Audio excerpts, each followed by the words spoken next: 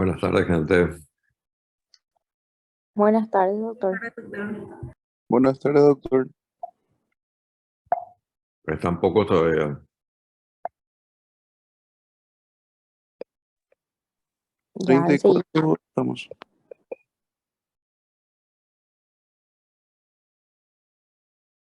Vamos a comenzar en 5 minutos. Ahora son las 2:05. Vamos a dar 10 minutos de tolerancia y comenzamos. Dale, doctor, está bien. ¿Ustedes ven la diapositiva? Sí, se Sí, ve se bien. Sí, se ve, doctor. Trastorno de la conducta alimentaria. Hoy, teniendo en cuenta, vamos a tener dos teóricos. Primero, trastorno de la conducta alimentaria y segundo, trastornos somatomorfos.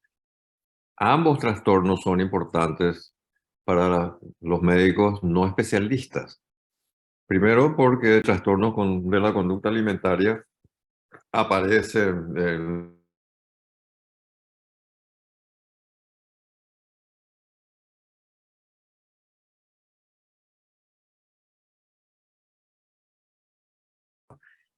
muchas veces la anorexia grave se detecta tardíamente en el consultorio pediátrico, que son los que pesan regularmente a sus pacientes, etcétera. Pero como suele aparecer tipo 12, 13 años, así en el inicio de la pubertad, entonces ya la consulta pediátrica no es muy frecuente. Entonces los pediatras que hacen adolescentes o los médicos que se dedican a la clínica de adolescentes, porque es una de las patologías bastante frecuente en esa población. Y entonces vamos a ver, anorexia, bulimia, después obesidad, que aparece como trastorno mental. Esto es importante porque normalmente la obesidad, la gente dice, no, es metabólico, es hormonal, yo como una lechuga nomás y ya engordo, etcétera. Y tiene que ver con, si bien es cierto que hay factores biológicos de por medio, pero básicamente tiene que ver con la manera de comer que tiene la persona. Por eso hasta de alguna manera los grupos de autoayuda para los dependientes, la dependencia, por ejemplo, no sé, narcóticos anónimos, alcohólicos anónimos, sirve a estos grupos de bulimia y de obesidad, sobre todo los grupos de obesidad. Bueno, y después el cuarto que es el etcétera, trastornos de la conducta no especificada. Así que vamos a esperar un ratito más y comenzamos. Bueno, doctor.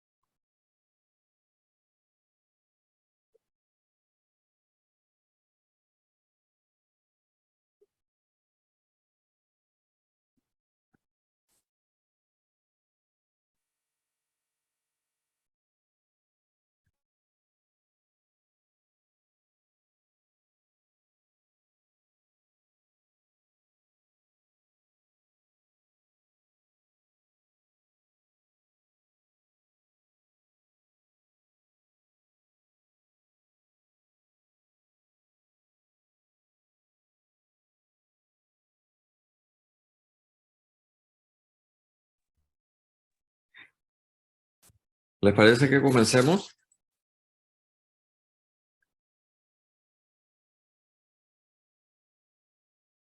Sí, Sí, doctor. doctor, podemos Sí, iniciar doctor, nomás. continúa. ¿Se me escucha? Sí, doctor, se escucha. Súper bien. Bueno, hoy vamos a entrar en el grupo de trastornos vinculados a la conducta alimentaria. Básicamente son 3: anorexia nerviosa, bulimia nerviosa y obesidad. Y después hay un cuarto grupo, trastornos de la conducta no especificado, porque, como saben, el sistema clasificatorio tiene una especie de trampita que cuando no se puede diagnosticar claramente el cuadro, pero medio que se parece, entonces uno puede diagnosticar como trastorno de la conducta no especificado.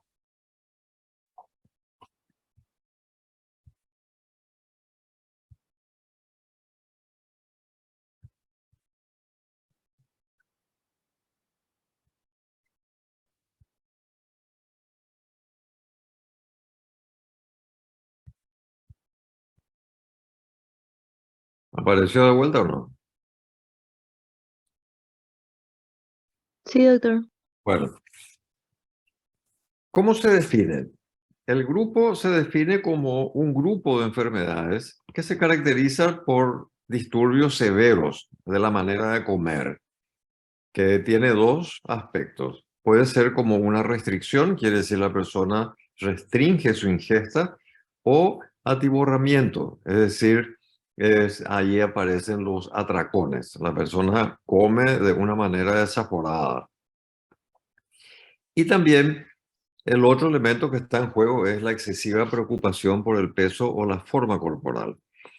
Recuerden bien estos dos detalles porque es lo que marca la diferencia, por ejemplo, entre la anorexia nerviosa, que tiene este calificativo de nerviosa para apuntar que sus causas son psicógenas, porque también hay anorexia, por ejemplo, en enfermedades infecciosas, en el cáncer y en la depresión mismo también. Y en estos cuadros no hay esta preocupación por el peso, ni por la forma, ni por la gordura, ni nada. O sea, la persona que tiene una infección, tiene la infección y no come nomás, se le va el apetito. Y vamos a ver después la anorexia, qué características tiene con relación al apetito. Y la clasificación, como decíamos, anorexia nerviosa, bulimia nerviosa, obesidad, trastornos parciales o atípicos y acá entra el trastorno de la conducta alimentaria, que es como una caja así de extras, digamos. Anorexia nerviosa. ¿Qué características tiene? La persona se niega a mantener un peso mínimo dentro de la normalidad. O sea, la persona no está satisfecha con su peso, siente que tiene un sobrepeso, que está gordo, gorda, etcétera, etcétera. Y aparecen estas dos cualidades que les decía identifican la anorexia nerviosa. Miedo intenso a ganar peso, a engordar, y una mala interpretación de su cuerpo y de su forma, una mala interpretación del esquema corporal sería. El DSM-5 tipifica esta patología como cuando aparece restricción de la ingesta energética en relación a las necesidades. Esto conduce a un peso corporal significativamente bajo en relación a la edad y al sexo. Vamos a ver cuánto es un peso significativamente bajo. Inferior al mínimo normal en niños y adolescentes, inferior al mínimo esperado. O sea, ustedes saben que hay tablas pondoestaturales, ¿verdad? Que una persona que mide, un adulto que mide 1,70 debería tener aproximadamente 70 kilos alrededor de eso, más o menos. Y entonces, el peso esperado es el peso que estadísticamente tendría que tener según su edad, según su sexo, según su estatura, etc. Y hay una restricción de la ingesta energética. Después, miedo intenso a ganar peso o a engordar. Comportamiento persistente que interfiere en el aumento de peso. este comportamiento persistente, por ejemplo, ahí van a aparecer los vómitos, las actividades físicas excesivas, etc. Y tercero, alteración de la forma en que uno mismo percibe su propio cuerpo. Esto es alteración del esquema corporal. Bueno, falta persistente de reconocimiento de la gravedad del peso corporal bajo actual. La persona está muy por debajo del peso esperado y sin embargo sigue diciendo que está gorda, que tiene que hacer algo para bajar de peso, etc. Hay una insatisfacción y una distorsión con el espejo. Y después la anorexia tiene dos tipos, básicamente. El tipo de anorexia restrictiva, el paciente en la restrictiva no tiene atracones. El atracón dijimos que es esa manera desaforada de comer una enorme cantidad de comida en poco tiempo. Y en el restrictivo el paciente no tiene atracones. Y en el compulsivo purgativo el paciente incurre regularmente a atracones o purgas. Bueno, el restrictivo la persona no come. Puede estar con 2 hojas de lechuga por día, con un poco de agua, media feta de queso, etc. Y en cambio, el compulsivo purgativo sí tiene periodos en que hay estos atracones, lo que le obliga a tener conductas compensatorias. Y en el clásico esquema de las enfermedades, factores predisponentes, factores precipitantes y factores perpetuantes, hay un interjuego, es como una cadena. En la predisposición tenemos factores genéticos, la edad, sexo femenino, dijimos que es más frecuente. Pueden haber otros trastornos como trastorno afectivo, introversión, obesidad a nivel social medio alto, familiares con trastorno afectivo, etc. Y los factores precipitantes esto es lo que le da la vulnerabilidad, ¿verdad? Y los factores de precipitación son los factores que determinan la aparición del cuadro. Cambios corporales, separaciones, pérdidas, rupturas conyugales, contactos sexuales, incremento rápido de peso, todo esto puede ser en este tránsito, por eso aparece muy frecuentemente en la pubertad, adolescencia. El niño o la niña se va convirtiendo en adulta y entonces comienza un proceso de cambio corporal muy importante y muy rápido. Hay una redistribución de la grasa, entonces la mujer va adquiriendo características sexuales secundarias. El tema de la distribución grasa que hace que las caderas sean más anchas, le crecen los senos, etc. Y entonces esto puede ser un disparador. Traumatismo desfigurador, incremento de la actividad física, etc. Y los factores perpetuantes son las consecuencias de la inanición, la interacción familiar, aislamiento social, cogniciones anoréxicas, actividad física excesiva, etc. y iatrogenia.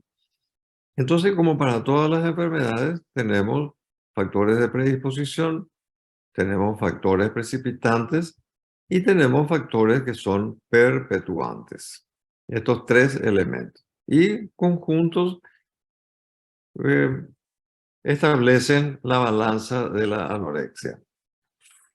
La teología tiene factores biológicos, siempre factores biológicos, psicológicos, sociales, digamos. Factores biológicos, la inanición da lugar a muchos cambios bioquímicos. Produce amenorrea, que es importante. La mujer deja de tener sus ciclos menstruales, lo cual refleja niveles hormonales bajos. Y también a nivel cerebral, si uno le hace una tomografía, entonces va a ver que hay un aumento de los surcos y ventrículos cerebrales. Es como el aumento de los surcos es porque hay una atrofia cerebral importante. Después, factores sociales. El tema de la anorexia en nuestra era se hizo viral, como se destila hoy en día hablar, o sea, se mundializó una estética femenina que tenía por protagonista una mujer, no me acuerdo si era inglesa o si era americana, que se llamaba Twiggy. Y Twiggy fue una de las primeras modelos delgadas, que se le veía la clavícula, por ejemplo, porque el modelo anterior, las mujeres eran bellas cuando eran así voluminosas, digamos, no delgadas, como las mujeres de Goya. Si ustedes buscan las obras de Goya, van a ver el prototipo de lo que era la belleza en aquel entonces, la belleza femenina. Y después se hizo obligatorio la delgadez, pero no como esta modelo, digamos, que ya no es delgada, está esquelética, ¿verdad? Y sin embargo, está siendo preparada para lo que presumo ha de ser un desfile. Entonces, el peso que tiene la cuestión social de cómo hay que ser, eh, hoy en día ya no es, uno no ve ya modelos así tan delgadas como en esta época. Entonces, dentro de estos factores, el énfasis en la delgadez y el ejercicio, también hay relaciones estrechas pero problemáticas con sus padres. Y en la familia se ven familias que tienen algún trastorno de la alimentación, caos, aislamiento, niveles bajos de cuidado y empatía. O sea que en general surgen de familias disfuncionales. Después, factores psicológicos y psicodinámicos. Acá, como ya saben, ¿verdad? Las escuelas psicológicas siempre son frágiles en sus conceptualizaciones. Hablan acá de reacción a las demandas que requieren de los adolescentes, mayor independencia, aumento de las relaciones sociales y sexuales, etc. Se pierde el sentido de autonomía y autoconfianza, y la autoinanición se convierte en un esfuerzo para adquirir condición de persona única y especial. Y los psicoanalistas creen que se trata de jóvenes que han sido incapaces de separarse psicológicamente de sus madres. Porque también hay una hipótesis que las anorexias en general lo que hay es un rechazo al crecimiento. Esto que les decía del cambio corporal importante, entonces la manera de evitarlo es no comiendo. Manifestaciones clínicas entre los 10 y 30 años inicia, son atípicos y están por fuera de este rango. Y la frecuencia máxima entre 17 y 18 años. Otras características de la anorexia nerviosa, generalmente no comen en la mesa familiar siempre tiene un pretexto, se va al baño, sale, va a hablar por teléfono. O sea, la cuestión es que comparten muy raras veces la mesa. Presenta resistencia a la terapia, pérdida de peso por reducción drástica de la ingesta, pérdida del apetito es rara. Y acá es una cuestión de la anorexia, que si bien es cierto que el término anorexia significa falta de apetito, estas pacientes no tienen falta de apetito, al contrario, están obsesionadas con la comida, con el comer, etc. Y la anorexia aparece en sentido tardío, muy cuando la cosa ya está crónica, la persona tiene anorexia realmente en el sentido de no tener hambre. Porque al principio piensan constantemente en la comida.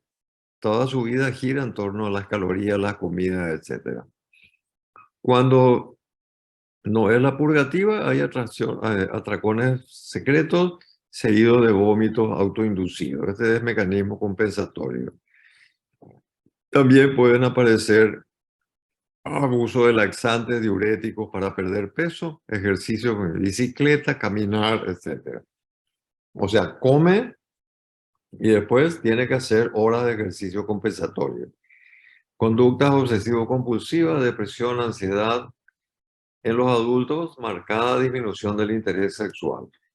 En adolescentes, desarrollo sexual y psicosocial retrasado.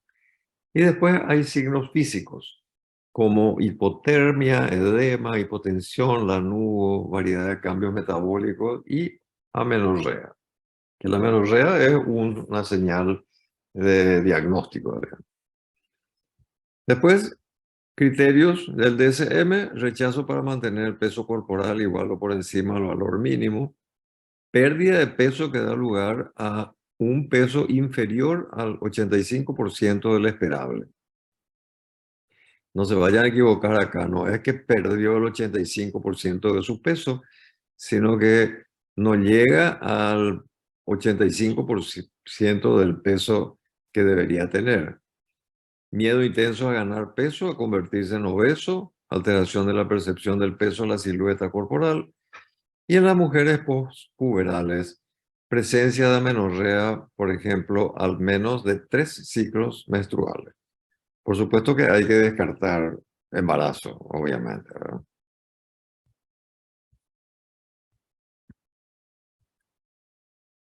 Es un trastorno caracterizado por la pérdida deliberada de peso mantenida por el paciente y estos son los criterios del CIE-10. Pérdida de peso, falta de ganancia, un peso corporal de al menos 15% por debajo del peso normal. Ven, en el otro decía el 85%, hasta ahí llega, y este es el 15%. O sea, ambos sistemas califican la misma cantidad de peso que se tiene que perder. La pérdida de peso es autoinducida mediante la evitación que engordan o mediante estas conductas que son compensatorias. Después, distorsión específica de la imagen corporal, trastorno endocrino generalizado, afecta el eje hipotálamo, hipófisis, adrenal, porque pone de manifiesto que en la mujer por amenorrea aparece en relación a esta alteración y en el varón por pérdida de interés de la sexualidad e impotencia.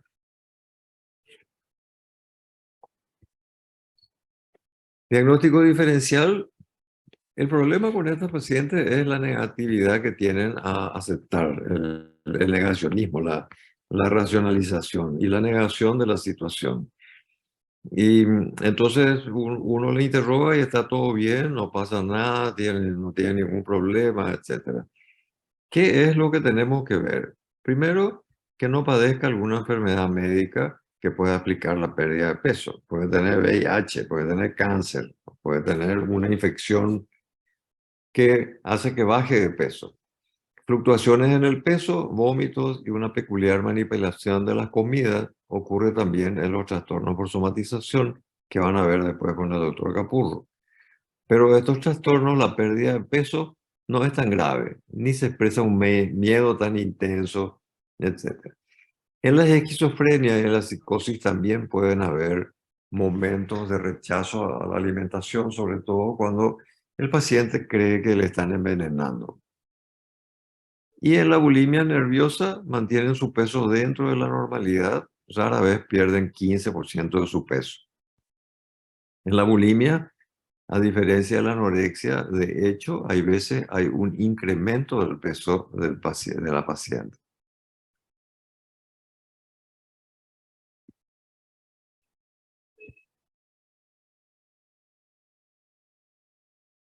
Diagnóstico diferencial, anorexia y depresión. En la anorexia conserva el apetito, en la depresión disminución del apetito. En la anorexia, hiperactividad planeada, en la depresión, agitación depresiva. Después, preocupación por recetas de cocina, está ausente en los depresivos. Miedo a la obesidad, alteraciones de la imagen corporal. La anorexia, esto no hay en la depresión. Bueno, esa es anorexia. Bulimia,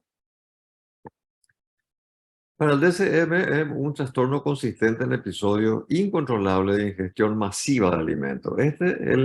La bulimia, el atracón, así como cuando uno dice me pegué un atracón de helado o lo que sea, se comió 1 kilo de helado. Pero acá hay una característica. No es que yo me senté delante de la tele y tengo, no sé, una palangana de pororó y como todo. Pero como todo en 3 horas que estuve viendo una serie o lo que sea. En la bulimia, el atracón es que come desesperadamente y en poco tiempo. No es que disfruta así como cuando uno come el helado, etc. Para evitar ganancia de peso.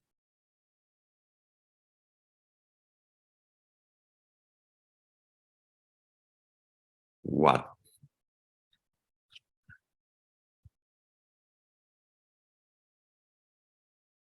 Acabo de darme cuenta que le estoy dando una clase que no es, que no es del programa. Bueno, vamos a terminar con esto porque la clase de hoy, ahora que estoy mirando mi agenda, en realidad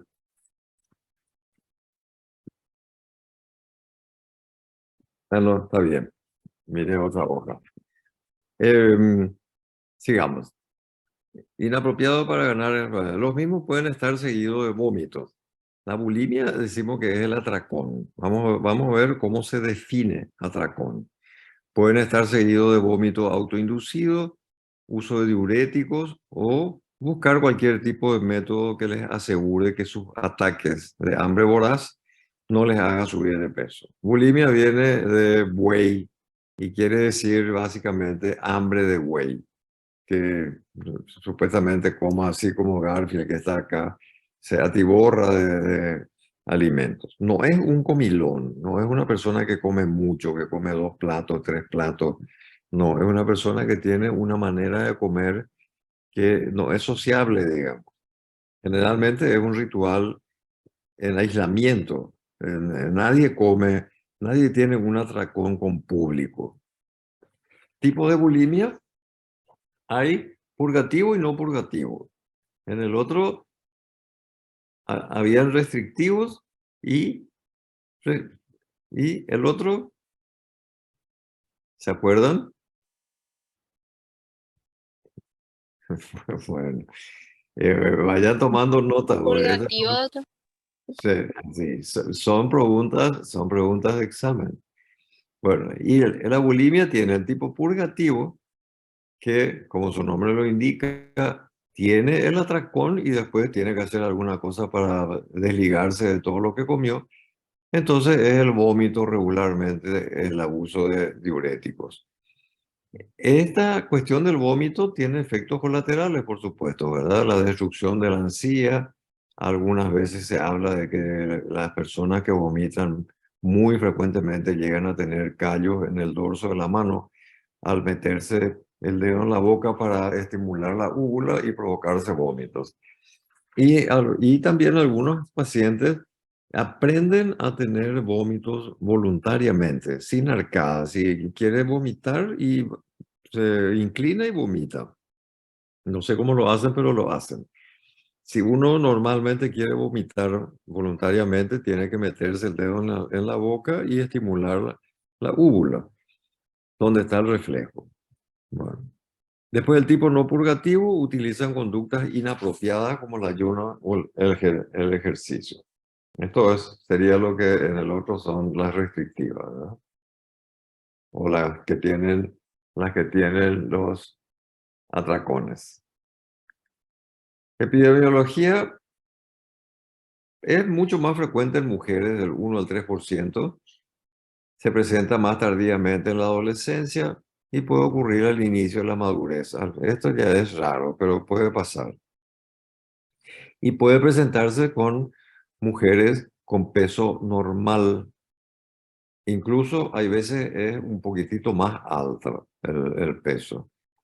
Y la otra característica también tiene que ver con la gravedad, que uno muy raramente se muere por un ataque bulímico, pero los cuadros de anorexia sí pueden culminar con el deceso del paciente o de la paciente.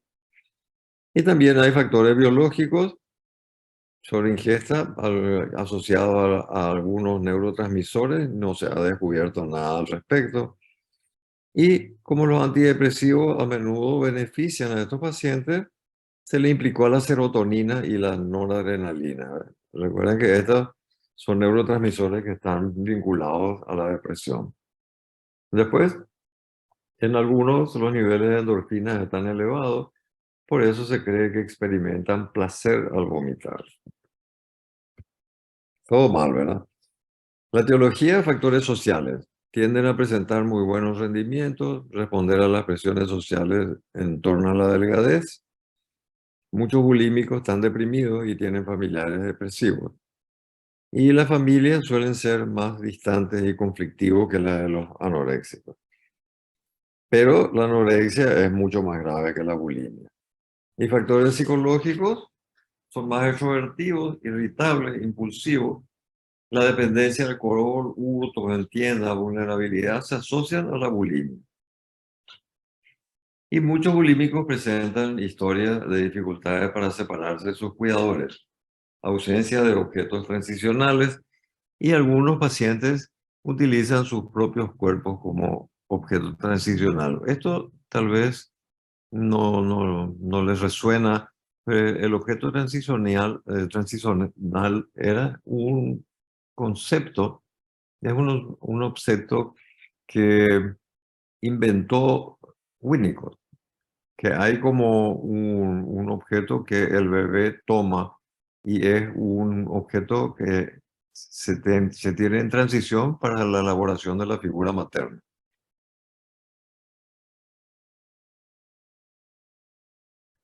A ver.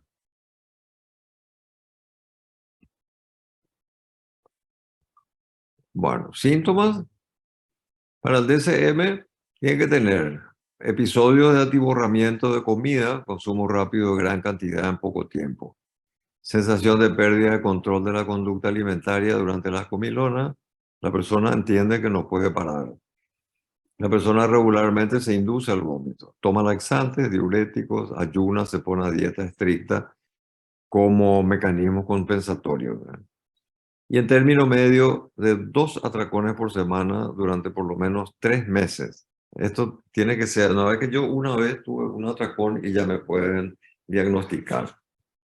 Entonces 2 atracones por lo menos durante 3 meses. 2 por semana.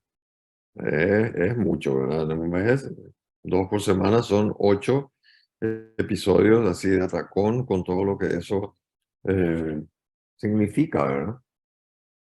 Y preocupación continua y obsesiva por la silueta. Menor acá es esto, esta preocupación es menor que en la anorexia. Profe, ¿a qué se refiere cuando dice el atracón precede habitualmente al vómito un año? Perdón, ¿dónde está eso?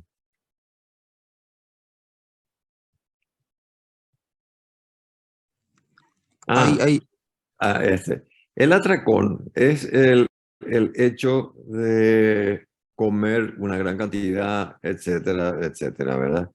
Y aparece antes que la persona comience a vomitar. O sea, los primeros atracones, digamos, que son esporádicos, que comienzan así, no necesariamente ya tienen este mecanismo compensatorio que es el vómito.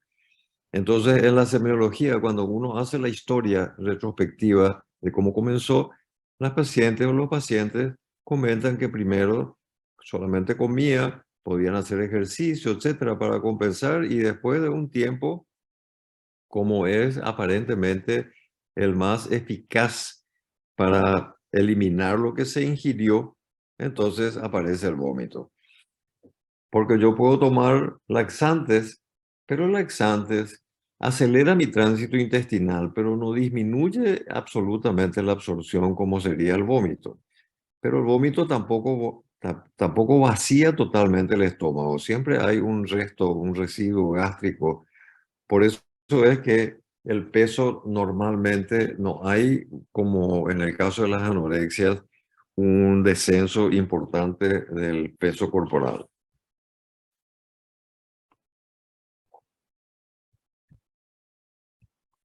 Seguimos. Bueno, después las características que no es tampoco que come una fuente de ensalada, ¿verdad? Consumir comida basura, hipercalórica, que es lo que uno come en el atracón. Yo no conozco ningún paciente que tiene como característica que sus atracones son de, no sé, de ensalada de lechuga, por ejemplo. No, tiene que ser de esta comida basura, hipercalórica. Después de las características, esconde alimento, come a escondidas, acabar la comilona con dolores abdominales, sueño o un vómito. Se come hasta que la comida así le lastima por la distensión gástrica, etc. Y fluctuaciones de peso por encima de los 4 kilos anuales. La cuestión de los atracones es lo característico de la bulimia. Tienen antecedentes de dietas frecuentes, síntomas depresivos, temor a engordar, no del mismo calibre que en la anorexia, comer en secreto, mantenimiento de al menos un estándar normal mínimo de peso. ¿Ven? Acá no hay este adelgazamiento que aparece en la anorexia. Bueno, problemas físicos. Yo le dije que tenía problemas odontológicos, porque el esmalte, el contenido gástrico tiene ácido clorhídrico, ustedes saben, y eso destruye el esmalte. Entonces tienen los dientes opacos y tienen un deterioro en toda la dentadura. Trastorno digestivo, irritación de la garganta y la boca por los vómitos, desequilibrio mineral, aislamiento social, baja autoestima, vergüenza, debilidad muscular. Es decir, todas estas características que acompañan al tema del atracón. Los diagnósticos diferenciales, como hay muchas patologías que cursan con vómitos, tenemos que hacer el diagnóstico diferencial. Entonces, trastornos neurológicos, crisis epiléptica, tumores. Ustedes saben que el tumores cerebrales da un tipo de vómito que se llama vómito en chorro o vómito en proyectil. Quiere decir que la persona no tiene náusea. Está hablando y de repente vomita, así de la nada le viene. Sin náuseas previas. Eso es lo que dice. Trastornos neurológicos, crisis epiléptica. Después, enfermedades que son enfermedades neurológicas, como esta de Kluger-Bucy, se manifiesta por mordeduras, lametones compulsivos, examen de los objetos mediante la boca, etcétera, que es una patología severa, digamos, y hábitos alimenticios alterados. Y el Kleine-Levin, 2 o 3 semanas del inicio, suele darse en la adolescencia, pero es más frecuente en varones. Trastorno de personalidad, etc. O sea que hay otros trastornos que son asociados. Etiología, las personas obesas, me fui a otro lado, la obesidad. Bueno, las personas obesas. Yo le dije al principio, la obesidad no es un problema metabólico, es un problema vinculado a la manera como se come. Tampoco es una bulimia, porque la persona come mucho, pero no tiene la cualidad de lo que es un atracón. Se caracteriza por un excesivo acúmulo de grasa en el cuerpo. Y acá, importante, fíjense que el concepto de obesidad es aquel que tiene un 20% más del estándar nomás. O sea, si una persona no necesita ser así, eh, no sé, tener 200 kilos para que tenga. La obesidad es este 20% más del estándar y que hay estas tablas, fondos estaturales, etcétera, tiene 20% más de eso, es obeso. Tiene un poquitito menos, es preobesidad y hay que comenzar a trabajar ya antes que se cronifique eso. Es más frecuente en las mujeres de nivel socioeconómico bajo. Esto porque se supone que la cuestión de la estética y todo eso es más, tiene más peso, tiene mayor peso en estratos sociales más altos.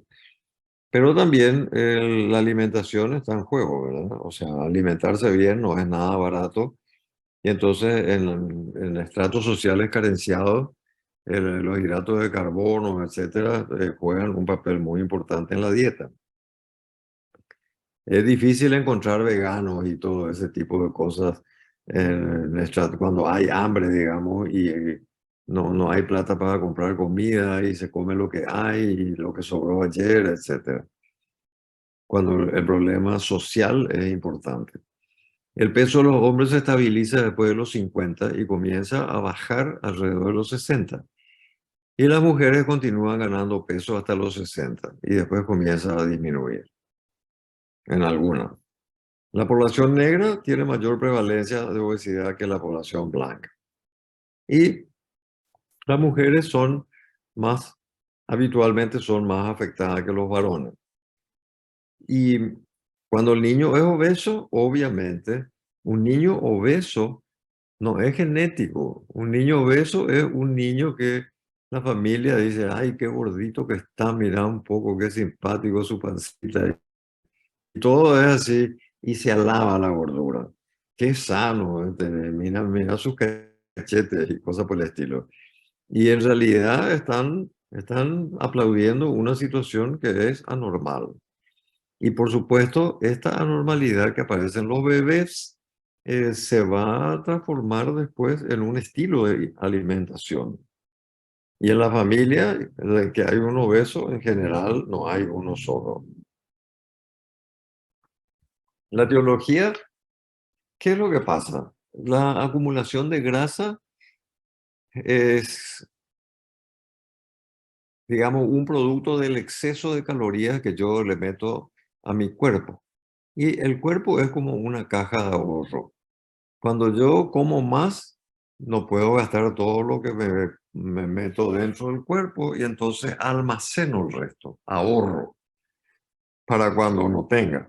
Y en términos financieros, eso es, yo tengo plata, tengo un salario o gano al mes o lo que sea, y veo cuáles son todos mis gastos, hago los cálculos y quiero que me sobre algo para ahorrar.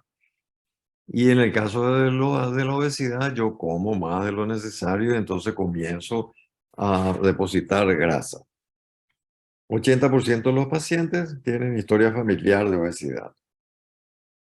Y esto no solamente son factores genéticos, sino lo que decíamos también, la identificación con los padres obesos, el aprendizaje, los métodos orales, combatir la ansiedad, etc. Ahí estoy ansioso porque tengo examen, entonces como una bestia.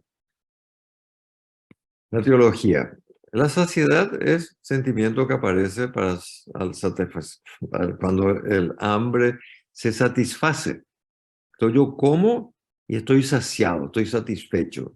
Bien hablado, se dice estoy lleno. Así dice nuestra gente también. Y esto surge después del inicio de la comida y antes que el contenido calórico total haya sido absorbido. Y el apetito, este es el hambre, ¿verdad? Y el apetito es selectivo. Es el deseo de comer, está implicado una persona hambrienta que puede comer cualquier cosa. Sin embargo, el apetito es así como un antojo que uno tiene. Ay, quiero comer tal cosa. Y entonces eso se puede comer más allá de que el apetito, que ya no haya hambre, digamos. Y el aparato olfatorio tiene un papel importante en la saciedad. Si yo no huelo la comida, no le siento el gusto, porque el gusto está en relación a las papilas gustativas que están en la lengua y las papilas que son para oler. Entonces yo puedo, si yo veo, y la visión también juega un importante, porque si yo veo un pote de sabor voy a oler el olor característico que tiene la mostaza, y si pruebo, entonces voy a reconocer inmediatamente que eso es mostaza. Pero si a mí me cierran los ojos y me cierran la nariz y me dan de probar y hagan la prueba esa, ustedes así, de que le pongan en la lengua algo y que ustedes no saben, no ven ni nada, ni huelen, y van a ver que no pueden detectar el olor que tienen. Bueno, hay factores del desarrollo que son modalidades de acumulación de la grasa corporal, como esta que es una forma de manzana y esta la forma piriforme. Sí. Y hay mujeres que engordan este es más el modelo masculino, así, en la panza. Y este es el modelo femenino. Y hay veces también, eh, digamos, tanto el hombre como la mujer pueden tener estos contornos. Etiología, la distribución varía en individuos, varía según el esqueleto, según la raza, varía según muchas cosas. Y esto que les decía, las células grasas alrededor de la cintura, caderas y abdomen, la llamada barriga, ellas tienen un metabolismo más activo que las localizadas en los músculos y en los muslos y en las nalgas. Por eso cuando uno engorda, engorda primero en la barriga, en las nalgas, en el brazo alguno. Y cuando uno adelgaza es lo último que desaparece. Por ejemplo, uno puede bajar más rápidamente la panza que la grasa que se deposita en el brazo, por ejemplo. Tienen sus tiempos. O lo mismo en la cara. Hay veces hay gente que 2, 3 días hace dieta y ya se le afina la cara inmediatamente. Que son variaciones genéticas. La primera distribución es más frecuente en hombres, lo que decía, y tienen mayor correlación con enfermedades cardiovasculares. Vea la manera como se te deposita, se te deposita la grasa en el cuerpo. No hay ninguna sustancia que aplicada externamente reduzca esta grasa.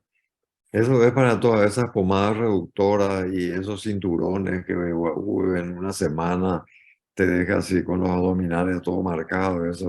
Nada de eso sirve para nada.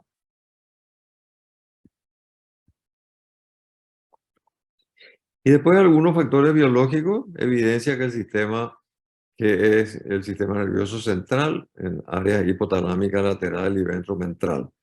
No nos interesa mucho esto. Ajustan la comida según los cambios que se producen en los requerimientos energéticos. O sea que la comida varía según lo que tengo que hacer, según el clima, según muchas cosas. La comida también tiene importancia no nutricional desde el punto de vista biológico, ¿verdad? Cuando la mamá amamanta a su bebé, le está le está alimentando, pero al mismo tiempo está contactando con la criatura. Y cuando se miran y todo eso, si ustedes tienen la posibilidad de observar, van a ver que el amamantamiento va mucho más allá del hecho que se le dé una comida a un bebé. Y esto se vio en algunos experimentos que hicieron con cachorritos de monos, donde en una jaula ponían los monos que eran alimentados por la mamá y en otra jaula ponían otros monitos que eran alimentados por un robot. Un robot mamá que tenía una mamadera y era una buena leche y todo. Y se vio que los monitos el robot eran agresivos, irritables, etc.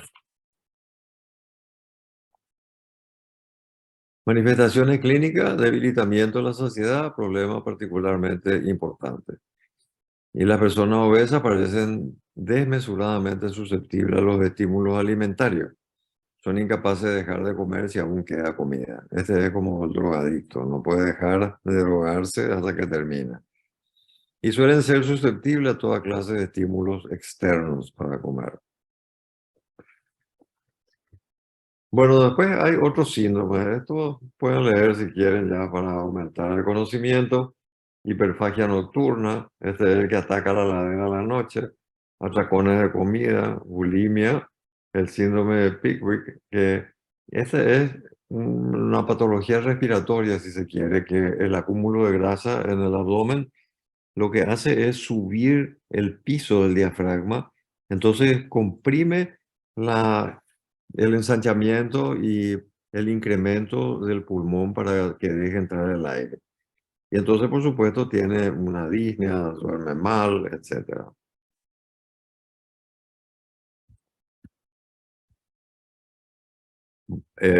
La dismorfia, bueno, este es el diagnóstico diferencial con la dismorfia corporal, el trastorno dismórfico corporal, que seguramente van a ver con el doctor Capurro después. Porque acá la dismorfia cree que tiene una alteración de la forma, pero no en la obesidad. Algunos obesos sienten que sus cuerpos son grotescos, repugnantes, y que los demás los miran con hostilidad y desprecio. Este es el sentimiento, es el que se asocia al retraimiento. No es cierto que la persona con obesidad sea un gordo feliz y que no tiene ningún problema y cosas por el estilo. Emocionalmente sanos no tienen alteraciones en la imagen corporal.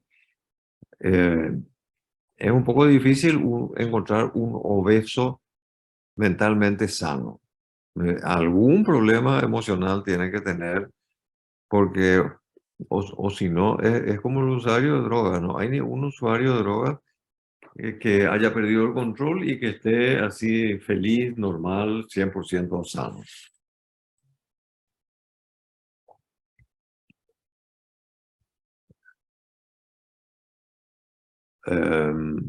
Esto ya vimos. Y por último, el tema de la vigorexia no está incluida en las tablas de trastornos psicológicos psiquiátricos, pero tiene que ver con el tema de la musculatura, el desarrollo corporal, el fitness, el fisiculturismo, etcétera. Todas esas disciplinas que incrementan el volumen corporal.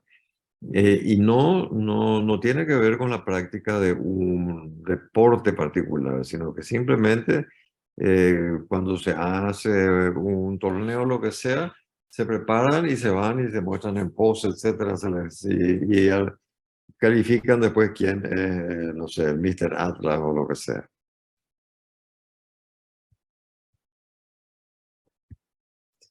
Estos son vigorexia y anorexia. Y todos se miran al espejo y se ven así lúcidos. Presenta falta de aceptación y dismorfia corporal. Y los hombres son sometidos a un constante bombardeo mediático del ideal actual del cuerpo perfecto. Además, se le enseña que el aspecto físico vigoroso es sinónimo de confianza. Bueno, eh, obviamente que hay un narcisismo así, porque todos se pasan mirándose al espejo, luego con una cinta midiéndose si su brazo se le agrandó, etc. Falta de aceptación y dismorfia corporal. También los hombres se dice que somos sometidos, igual que las mujeres, a constante bombardeo mediático. Idea del cuerpo perfecto, etc. El aspecto físico es sinónimo de confianza y bla, bla, bla. Todo eso. Esto puede ser que alguien piense que es estético, ¿verdad? Pero así es. Y la teología, obsesión por verse musculosos, se miran constantemente al espejo, nunca están satisfechos. Se miden, le dije también. Emplean todos los medios disponibles para aumentar la masa muscular. La aplicación de hormonas, que tienen que comer no sé cuántas pechugas de pollo en el día, cada 4 horas. Bueno, es lo que yo entiendo una calidad de vida así, horrible. De teología.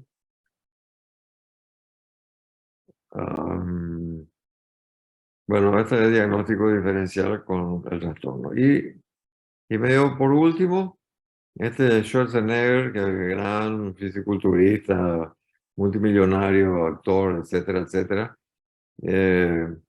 Y para mostrar nomás que la locura esta de la musculatura no es patrimonio de los varones. Porque estas tres mujeres que están acá, si se fijan cómo es su maxilar inferior, su mandíbula, la estructura de sus músculos, cómo se ven, etcétera, tienen un proceso de masculinización que se logra solamente aplicándose hormonas. Y como las hormonas masculinas son las hormonas que desarrollan la musculatura, los esteroides, entonces eso es lo que se usa en los gimnasios, etcétera, sea varón o sea mujer. Así que chicas y chicos, tengan cuidado cuando van a un gimnasio y que el instructor comienza a decirle, vos tenés buena estructura, tus huesos, no sé qué, no querés un programa de desarrollo y así enganchan. Porque después, sobre todo los que tienen buena estructura esquelética, ¿verdad? Porque saben los tipos cuál es el modelo armónico con el que hay que competir. Bueno, hasta ahí.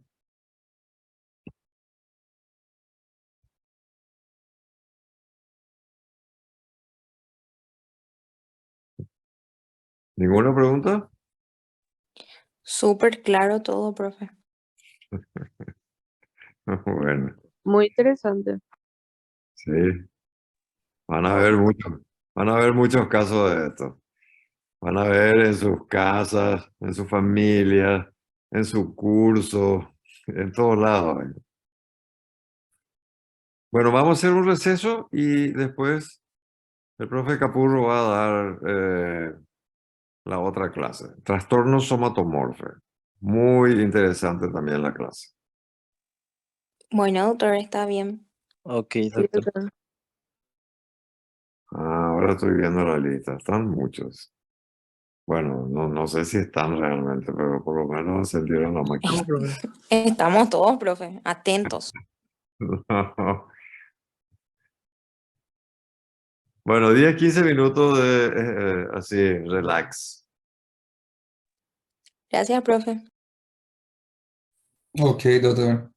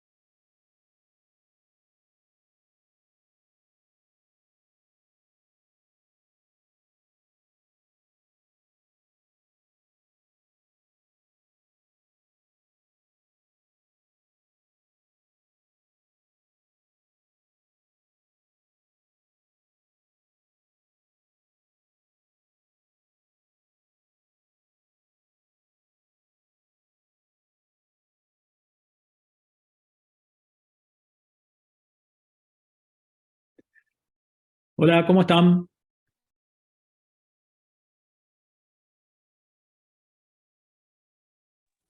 Hola, Hola, profe, doctor. ¿todo bien? Qué suerte.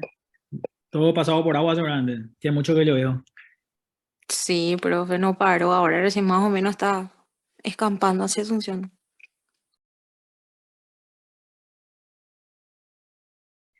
Bueno, ya pasó 15 minutos, me dijo el profe.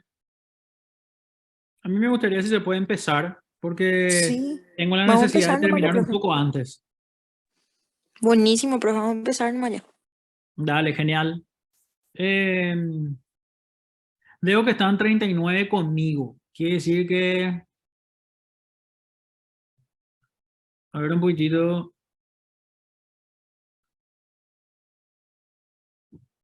quiero ver quién está ausente.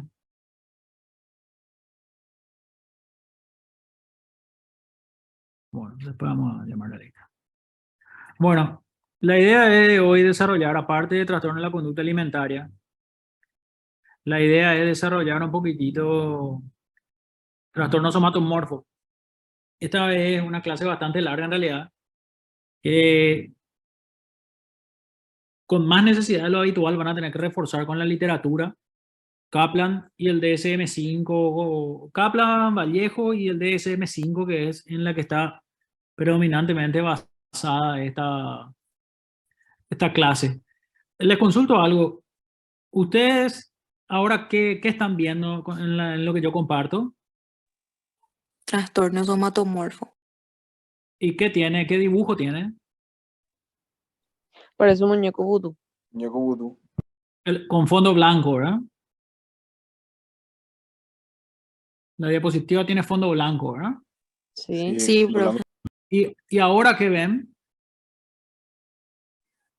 Amarillo de fondo. Pero ¿qué color es la diapositiva que ven ahora? ¿La misma? ¿No cambió? La misma No cambió. diapositiva. La misma. No cambió. Bueno, entonces voy a cambiar nomás llegado el momento. Pensé que podía navegar entre una y otra. Bueno. ¿Ustedes se acuerdan que estudiamos psicosomática en psicología médica? Bueno, los trastornos somatomorfos son como la clasificación formal que se le da a los trastornos psicosomáticos, ¿verdad? Conste que la psicosomática es un poco más global porque, porque involucra también síndromes o incluso síntomas. Y los trastornos somatomorfos incluyen solamente trastornos plenamente constituidos, ¿verdad? O sea que se cumplen criterios diagnósticos o conjuntos de signos y síntomas que van a establecer una enfermedad, trastorno en el caso de, como sabemos, en el caso de psiquiatría, de psicopatología, ¿verdad? Entonces, muchos conceptos de psicosomática se aplican a la somatomorfos.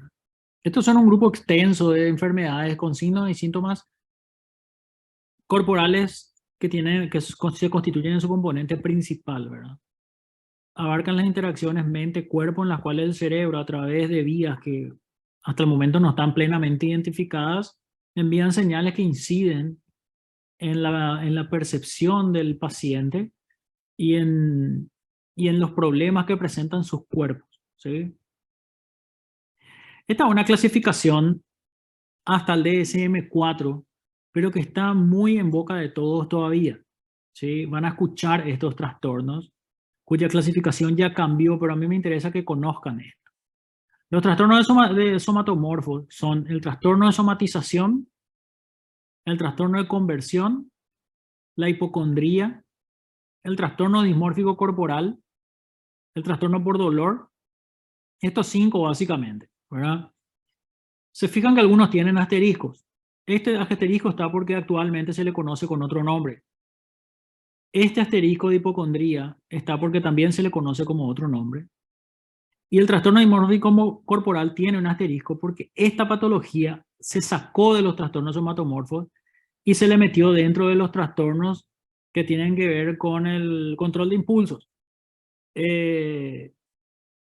Donde, si se acuerdan, habíamos estudiado el trastorno obsesivo compulsivo, la tricotilomanía, y habíamos mencionado también el trastorno de dismórfico corporal, en el que la idea obsesiva era un desperfecto, digámosle, del cuerpo, completamente mínimo, que no afecta la calidad de vida ni el riesgo vital de la persona, pero sin embargo piensa y piensa y piensa en eso, y opta como compulsiones en cirugías o procedimientos estéticos para corregir eso. Entonces, finalmente a nosotros nos queda el trastorno de somatización, el trastorno de conversión, la hipocondría que cambió de nombre, y vamos a ver que el trastorno de dolor se incorporó en este, ¿verdad? En el primero de estos. Entonces, pero yo necesito que ustedes manejen esta clasificación porque van a encontrar mucho la palabra hipocondría en las guardias, en las referencias que le den otros doctores acerca de sus pacientes, ¿verdad? El trastorno dismórfico corporal van a escuchar también, pero hoy ya tienen que saber que en realidad no es un somatomorfo, sino un trastorno tipo TOC, ¿verdad? Esta clasificación era la que quería que vean, ¿verdad? Y ahora dejo de compartir este y me paso a la siguiente, a la otra.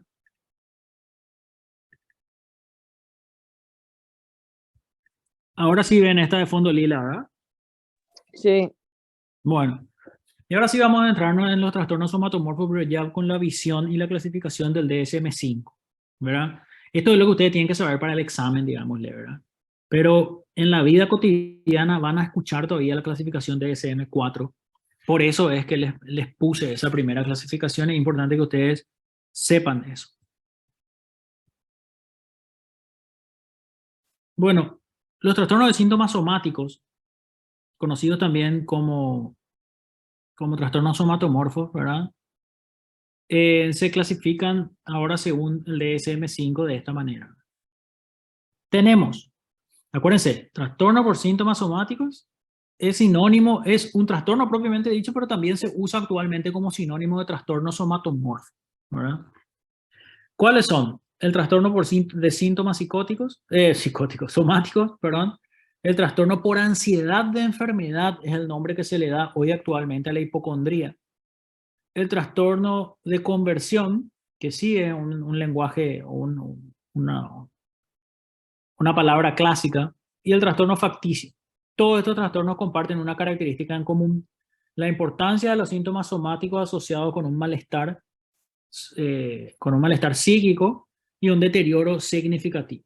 O sea, acá en estos trastornos lo que nosotros tenemos que tener es un estrés psíquico, ¿verdad? El síntoma físico y el malestar y el deterioro que causan esos síntomas físicos, ¿sí? El trastorno de síntomas somáticos, anteriormente llamado trastorno de somatización, ¿verdad? Tiene los siguientes criterios diagnósticos: uno o más síntomas que causan malestar o dan lugar a problemas significativos en la vida diaria, pensamientos, sentimientos o comportamientos excesivos relacionados con los síntomas somáticos que preocupan por la preocupación por la enfermedad. Estos pensamientos son desproporcionados, persistentes, generan ansiedad, ¿verdad? Y hay mucho tiempo que se invierte en estos síntomas y en la preocupación por la salud, ¿verdad? O sea, el paciente, en vez de trabajar, en vez de estudiar, en vez de socializar, busca respuestas a estos síntomas, ¿verdad? Se va al médico, se va a la urgencia, se hace este examen, se va al médico ñaná, se va por todos lados, anda buscando una explicación de sus síntomas, y a eso es lo que se le denomina que se pierde tiempo y energía excesivas en la búsqueda de respuestas o de causas de estos síntomas. Por lo general se pide que tenga 6 meses de evolución este cuadro, ¿verdad? Acá, como yo le había dicho que el trastorno por dolor se incluía actualmente en el trastorno de síntomas somáticos, hay que especificar si hay un predominio o no de síntomas dolorosos, ¿verdad? Este especificador se aplica a los individuos cuyos síntomas somáticos implican sobre todo el dolor, ¿verdad? Los síntomas somáticos son de distintas índoles. Pueden ser gástricos, intestinales, musculares,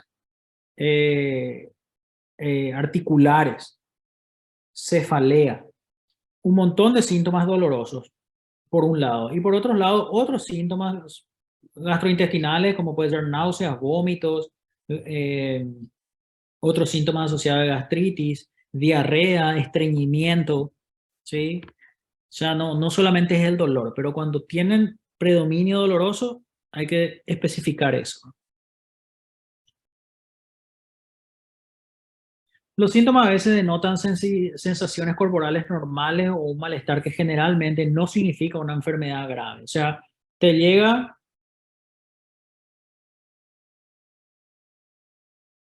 un paciente planteándote una mega urgencia por los síntomas que tiene, pero vos te das cuenta al escuchar el tipo y las características de sus síntomas de que realmente no es una situación que representa una enfermedad grave. Pero desde la subjetividad del paciente sí es una gravedad, ¿verdad? Los individuos con trastornos de síntomas somáticos tienden a tener niveles muy altos de preocupación por enfermedades, ¿verdad? Evalúan indebidamente sus síntomas corporales y los consideran amenazadores. Y a menudo piensan lo peor incluso cuando hay pruebas de lo contrario. O sea, la patología que tienen es claramente no grave y sin embargo ellos siguen catastrofizando eso. O sea, tienen un pensamiento, una distorsión cognitiva, o sea, una distorsión en su forma de pensar y de interpretar los síntomas que padecen. Hay una aclaración que es importante hacer, que estos síntomas existen.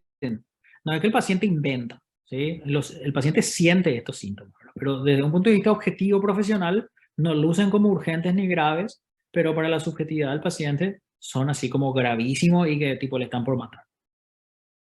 En el trastorno de síntomas somáticos grave, ¿verdad? Los problemas de salud pueden asumir un papel central en la vida del individuo. Y ahí es donde esto se llama asumir el rol del enfermo. O sea, todo gira alrededor de la enfermedad para el paciente, ¿sí? No es como nosotros de repente que a lo mejor ustedes, la mayoría de su tiempo o de las actividades que hacen giran en torno a lo que ustedes estudian, ¿verdad?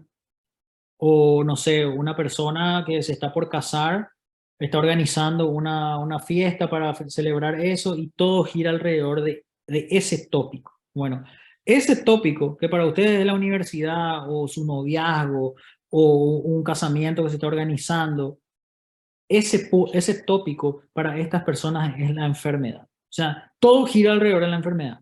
O sea, algo se le propone para hacer, no, pero estoy enfermo. ¿Sí? ¿Tiene alguna responsabilidad? No, pero estoy enfermo. Entonces, se asume ese rol del enfermo de una manera que invade y genera una disfuncionalidad en otros aspectos de la vida. La prevalencia es mayor en mujeres y se estima que 5 a 7 de cada 100 personas padecen este trastorno. En personas mayores los síntomas somáticos son frecuentes, por lo que es crucial para hacer el diagnóstico. El trastorno de síntomas somáticos puede estar infradiagnosticado en adultos mayores, ya que por cierto síntomas somáticos como el dolor, la fatiga, a veces dicen los médicos, no, esto es envejecimiento normal, pero a lo mejor más allá del envejecimiento normal, son síntomas somáticos.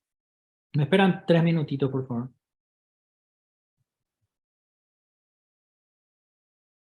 Bueno, profe. Menos probablemente, 40 o 50 segundos.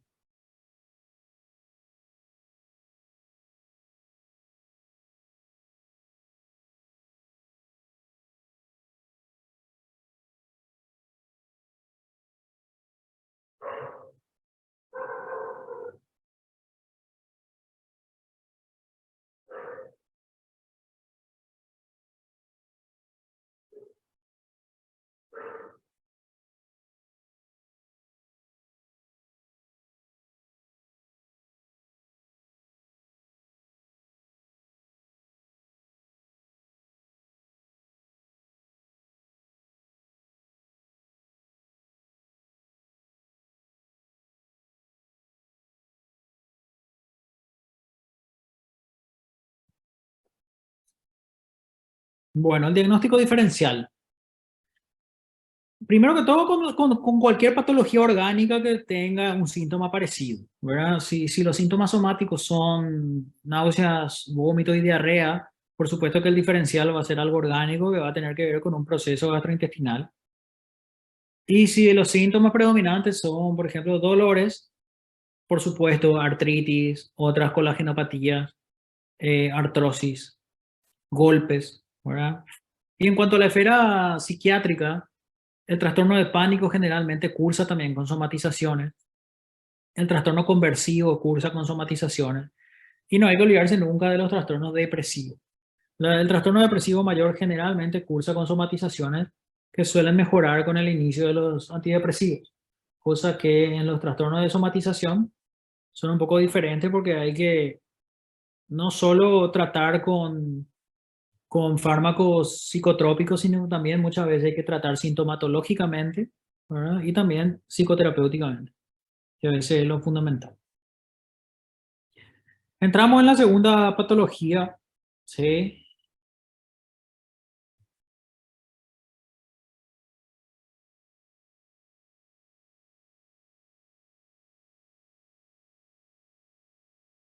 Que es la hipocondría o trastorno por ansiedad de enfermedad. Acá la clave es la preocupación por padecer o por tener una enfermedad grave. Y acá la clave es enfermedad grave, no es que tengo la sensación de que esto, sí, que los dolores que estoy padeciendo me inutilizan y que luce como algo grave. Acá el trastorno de ansiedad de enfermedad, el concepto que se tiene es que ya hay algo grave instalado, ¿sí? No es solamente una sensación de que lo que tengo es grave, sino que el paciente piensa concretamente que una enfermedad grave que a veces tiene nombre y apellido es lo que padece, ¿sí? No existen síntomas somáticos, o si existen, son leves y no justifican ni siquiera la búsqueda de una enfermedad grave, ¿sí? Existe un grado elevado de ansiedad acerca de la salud. El individuo tiene comportamientos excesivos relacionados con la salud, comprueba repetidamente sus signos vitales, se van al médico para hacerse chequeos así rutinarios varias veces al año. Y generalmente presenta conductas evitativas para evitar contagios y cuestiones así. Hay que especificar si el paciente pide ser asistido o si evita la asistencia, porque está el hipocondriaco que es esquivo de ir al hospital. Y después está el hipocondriaco o hipocondriaca que, por decirlo de alguna manera, vive en el hospital, ¿verdad?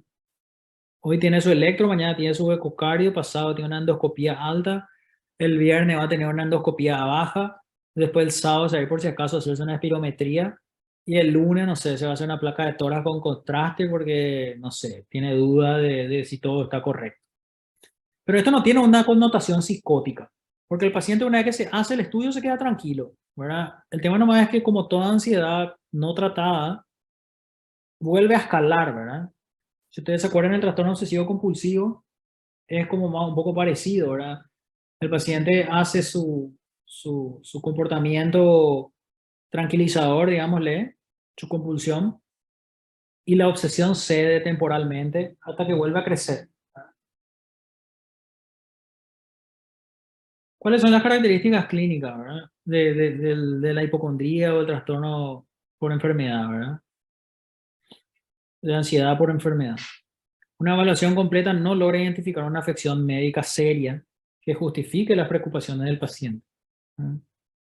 Pese a que la preocupación se podría deber a la señal o a la sensación física no patológica, la angustia del individuo no proviene fundamentalmente de la propia dolencia física, sino de la interpretación que le da a ese síntoma físico.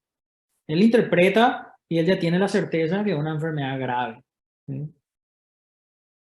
Cuando aparece una afección médica diagnosticable, la ansiedad y la preocupación de la persona claramente son excesivas y desproporcionadas a la gravedad de la enfermedad. O sea, cuando tenemos una enfermedad leve diagnosticada, qué sé yo, le sale una lesión en la piel y el dermatólogo le dice, mira, vos tenés un eczema atópico, ¿verdad? Tenés que ponerte, no sé, una cremita de corticoide y en 7, 8 días va a desaparecer. No, el paciente, hasta tener un estudio que le dé más confianza que solamente una referencia verbal, el paciente va a creer que tiene un melanoma, ¿verdad? Y que se va a morir por eso. La enfermedad se convierte en un elemento central en la identidad del individuo, lo mismo que con el trastorno anterior. O sea, todos los puntos importantes de la vida del paciente pasan a un terreno secundario. ¿Por qué? Porque como era el dolor en el anterior, o el síntoma físico en el anterior, acá el concepto de tener una enfermedad grave predomina en el pensamiento e inunda toda la cognición de esa persona. Bueno, se estima que incluso algunos estudios dicen que hasta un 10% de las personas pueden tener un proceso hipocondríaco en algún momento de sus vidas, ¿verdad? En este caso no hay diferencia entre hombres y mujeres. Es probable que en las urgencias vean un hombre por una mujer, ¿verdad? El trastorno de ansiedad por enfermedad parece ser generalmente una afección crónica, se presenta episódicamente, es decir, es recurrente.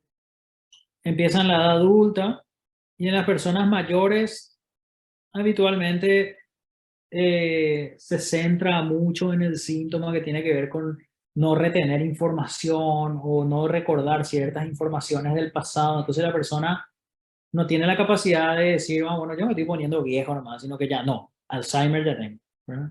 Entonces ese es un tópico, una enfermedad como muy temida por este grupo etario. Y el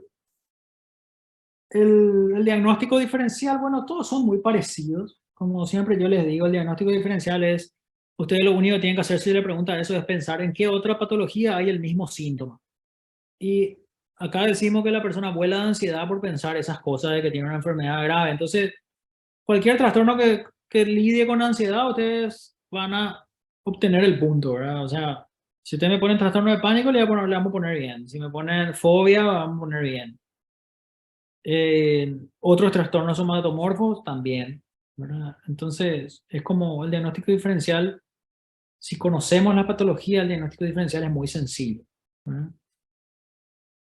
El trastorno de adaptación también es un diferencial. ¿Por qué? Primero, luego porque lidia con la ansiedad. Y segundo, porque es muy habitual tener pensamientos así como de distorsiones cognitivas. Y por supuesto que acá, como yo les dije y les tuve que aclarar luego que no es una condición psicótica, da para confundirse. Entonces los trastornos psicóticos son diagnósticos diferenciales de la hipocondría.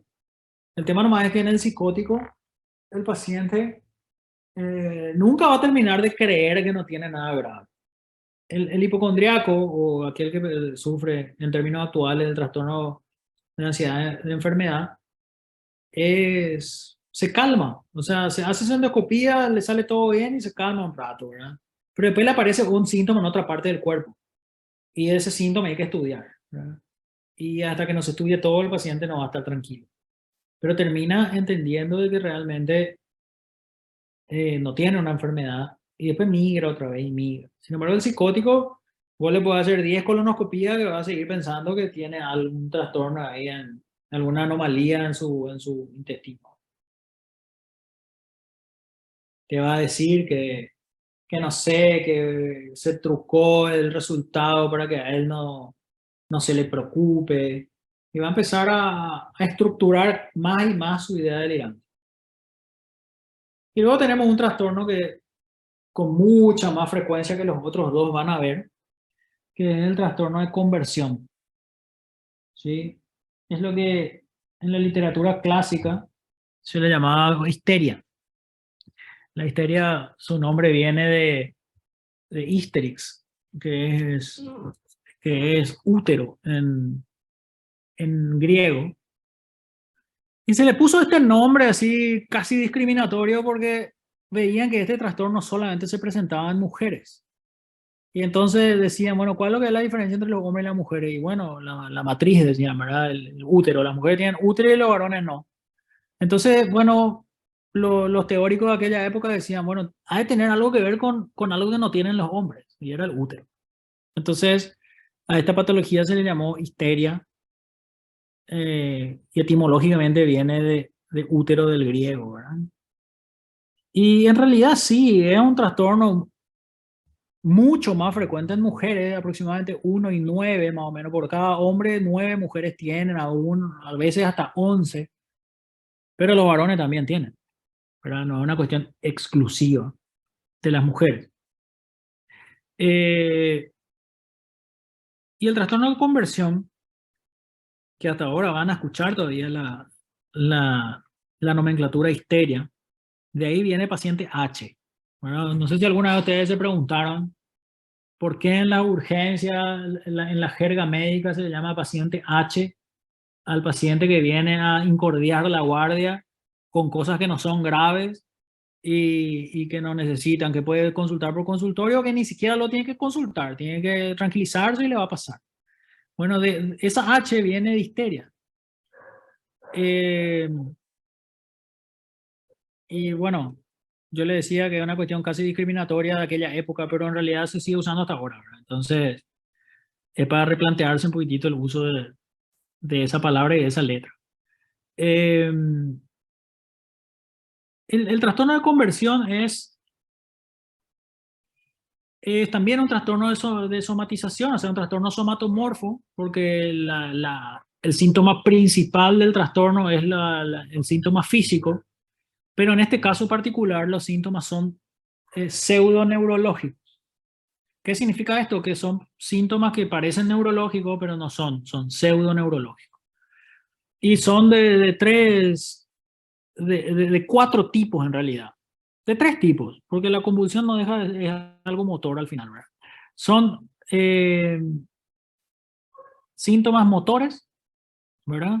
Que pueden ser parálisis, pueden ser disartrias o mutismo, y también puede ser convulsiones, ¿verdad? Otro tipo de síntomas que tienen son de sensibilidad, ¿sí? Es como que el paciente deja de sentir partes de su cuerpo. Y otro tipo de síntomas conversivos, siempre pseudoneurológicos, ¿verdad? Son los que tienen que ver con los 5 sentidos. 4 sentidos en realidad, ¿verdad? 5 sentidos, perdón. Como ya les dije lo del habla, el mutismo, me confundí. Los 5 sentidos. El paciente se queda ciego, el paciente no puede oler, el paciente no siente a través del tacto, el paciente no puede saber los gustos, ¿verdad? Y no sé cuál me falta, no escucha, ¿verdad? Entonces, diferenciemos, vuelvo a recalcar esto, diferenciemos lo que es el habla del sentido del gusto, ¿sí? La pérdida del habla es un síntoma pseudoneurológico motor y la pérdida del gusto es un síntoma pseudoneurológico sensorial, ¿sí? Entonces, uno de estos síntomas se manifiesta en estos pacientes. Van a ver ustedes, yo tengo certeza de que van a ver alguna vez en la urgencia una paciente o un paciente con menos frecuencia, pero un paciente puede ser también, que viene y te dice, no veo nada. ¿Y hace cuánto no ve nada? Y hace 5 minutos, hace 20 minutos. Dice. No veo nada, veo todo negro. Y vos le llamás al oftalmólogo de guardia, viene, le hace todos los test y te dice, no, este paciente ve. Y vos le empezás a hacer una historia clínica, ¿verdad? Trata de ser un buen médico que no le tilda de H. Le hace una buena historia clínica y sale ahí el dato de que, no sé, se peleó con su mamá o se peleó con su pareja o tuvo un problema así económico importante. Algún problema le surgió hoy, ¿verdad? Generalmente es hoy. Puede ser también un problema un poco más lejano, pero habitualmente son reacciones agudas al estrés psíquico, ¿verdad? Y se van a dar cuenta que con la simple escucha o con algunas intervenciones verbales de contención y a veces con la ayuda de repente una benzodiazepina o un calmante, él o la paciente recuperan la vista. Van a ver también, y estoy seguro que en algún momento les va a llegar una persona en silla de rueda que le dice que no puede caminar. Y si son buenos médicos y no le tratan de H, le van a escuchar y se van a dar cuenta que tuvo un problema reciente. Ustedes le escuchan, hacen alguna medicación así tranquilizadora como una benzodiazepina nuevamente y el paciente va a salir de su consulta caminando, ¿verdad? Entonces, los criterios de diagnóstico del trastorno conversivo son uno o más síntomas de alteración de la función motora o sensitiva voluntaria. Los hallazgos clínicos aportan pruebas de que hay una incompatibilidad completa entre el síntoma y la estructura anatómica. O sea, le haces una resonancia magnética, le haces todo el estudio oftalmológico y ese paciente tiene que ver. O sea, no hay prueba orgánica de que ese paciente haya perdido la vista. O no hay prueba orgánica de que ese paciente no pueda caminar. Ese es un criterio diagnóstico, ¿verdad? El cuadro no se explica por otro cuadro médico, por otro trastorno o enfermedad médica. Y por supuesto que le causa un deterioro de la gran 7 a nivel social, laboral. Salió de donde estaba para venir a la urgencia, ¿verdad? Salió de la oficina de su jefe donde se peleó, o salió de su comedor en donde se discutió con su mamá, o no sé, viene de un cumpleaños donde, no sé, pilló una infidelidad, qué sé yo, algo que le movilizó psíquicamente en un terreno fértil, digámosle, que hace que el paciente, antes de llorar, antes de tener una crisis de pánico, antes de desesperarse o antes de tener otro tipo de sintomatologías psiquiátricas o psicológicas, tenga síntomas físicos. O sea, un paciente que no tuvo ni tiempo de entristecerse o tiempo de desarrollar alguna síntoma de ansiedad, directo somatizó, ¿verdad? Entonces, esa es la característica de estos trastornos. Bueno, hay que especificar si hay debilidad muscular, si hay parálisis, si es con movimientos anómalos, si tiene problemas para hablar, para deglutir, si tuvo convulsiones, lo que nosotros llamamos pseudoconvulsiones. La convulsión en un paciente conversivo o conversiva se caracteriza por ser muy parecida a una convulsión, claro que sí, pero le faltan detalles. Primero que electroencefalográficamente no vas a encontrar nada, ¿verdad? Y segundo que una convulsión verdadera se cae, se lastima, se muerde la lengua,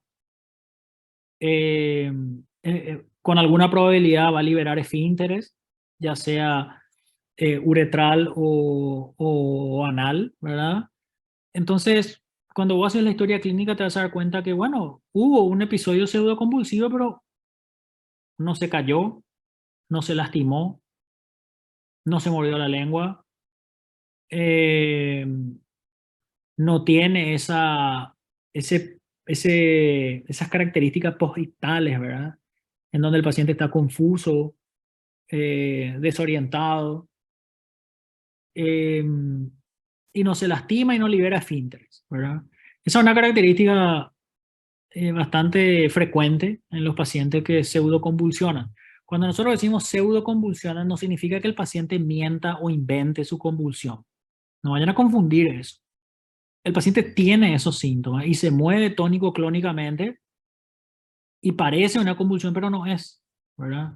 Porque a cierto nivel inconsciente, por lo menos, me atrevo a decir, habrá un control de los esfínteres y habrá un control para no caerse y romperse la nariz y habrá un control para no morderse la lengua, ¿verdad? Pero eso no significa que el paciente invente lo que le está pasando. Ese paciente está sufriendo y está desarrollando esos síntomas que son verdaderos, ¿sí?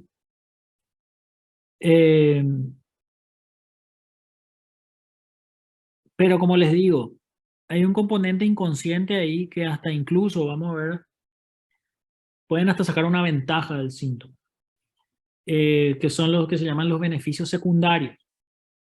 Generalmente el beneficio secundario es también inconsciente y es una consecuencia no provocada intencionalmente, que es, por ejemplo, yo estoy en un cumpleaños, me entero de algo que me disgusta mucho, me estresa, me moviliza psíquicamente y me da una pseudoconvulsión o me quedo ciego o me paralizo. Y eso involuntariamente, quizá de forma consciente, hace que la gente me preste atención, ¿verdad? Y por ejemplo, en ese escenario que les describo como ejemplo, donde nadie me estaba dando bola, finalmente todos terminan dándome atención a mí y terminamos todos en la urgencia del hospital y yo rodeado de toda mi familia desesperados por mí, ¿verdad? Entonces, a eso se le llama beneficio secundario, ¿verdad? Que no es algo buscado conscientemente. Y después también otra característica que tiene el trastorno conversivo es lo que se llama la bella indiferencia. La bella indiferencia es que el paciente sufre el síntoma pseudoneurológico, pero no como sufrirías si te está pasando eso de, no quiero decir de verdad, si el síntoma realmente fuese neurológico, lo que quiero decir, ¿verdad? Si yo en serio estoy ciego, me voy a volver loco, o sea, voy a zapatear, voy a gritar, me voy a desesperar, ¿verdad? Porque sé que mi contacto con el mundo exterior se va a reducir gigantescamente, voy a chocar por todos lados, me voy a desesperar, o sea, pónganse en el lugar de alguien que de gol, no que nació sin vista porque no tienen referencia para comparar, pero una persona que pierde la vista abruptamente, el tipo de reacción que puede tener. Bueno, estos pacientes no tienen la reacción que uno esperaría. Lo toman literalmente, como dice el síntoma, con una bella indiferencia. Sí, no veo bien. Y se desesperan, pero no, es que se vuelven locos porque están ciegos. O están paralizados y tipo, no te puedes mover ni hermano. O sea, ¿por qué estás tan tranquilo? Y es probablemente porque ese proceso inconsciente lo que busca es reunir, es obtener un resultado más social probablemente, que, y de alguna manera ese proceso inconsciente sabe que lo que está pasando no es de gravedad. Esa es la bella indiferencia. Y es importante que la sepan como un síntoma, pero no patognomónico del trastorno conversivo. Si se fijan luego, el beneficio secundario ni la bella indiferencia son criterios diagnósticos. Yo les cuento nomás como síntomas que son súper frecuentes